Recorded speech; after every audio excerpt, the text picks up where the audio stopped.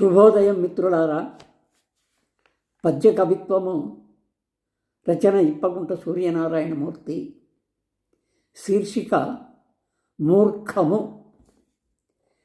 చాకిరి చేయువారలకు సత్వర గౌరవ భావనముతో వాకిట తోరణము పరివారపు సత్కృప తోడుపాటుగా హాకము స్థాయి బాధ్యతగా యాతము గూర్చిన చర్య మించగా కూక వినా ప్రకామ విధి కోరిన వారు చరించమూర్ఖమవు. మిత్రులారా, ఈ పద్యభావము ఒక ఇంటిలో జరిగేటువంటి కార్యక్రమాల గురించి ఒక నిర్ణయం. దీనిని మీరు చక్కగా విని నాకు కామెంట్ రూపంలో నేను వ్రాసిన, నేను ఆలోచించినది పద్ధతిగా ఉందో లేదో తెలియపరిస్తే సంతోషిస్తా. చాకిరి చేయువారులకు, ఇంటిలో చాకిరి చేయడానికి మనుషులు ఉంటారు.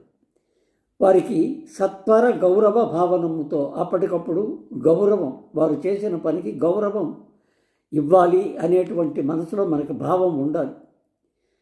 వాకిట తోరణము, అలా చేసిన వారికి ఒక మంచి పండుగ రోజో లేక ఏదైనా ఒక సాంస్కృతికమైనటువంటి కార్యక్రమం రోజో గౌరవించడం బాగుంటుంది.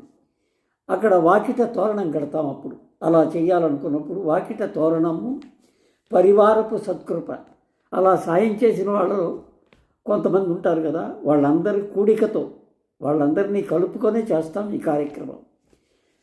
హాకము స్థాయి బాధ్యతగా, ఎంత ఇదంటే యజమానికి ఎంత గౌరవం ఇస్తామో పనివాడికి కూడా అంతే గౌరవం ఇవ్వాలి అనేటువంటి ఒక ఆలోచనతో హాకము స్థాయి బాధ్యతగా యాతము కూర్చిన చర్య మించగా. యాతము అంటే గతంలో చేసినటువంటి చర్యను మించినంతగా పని చేస్తుంటే కూక వినా, కూక అంటే అరుపు, ఊరికి అరవడం, అటు ఇటు తిరగడం.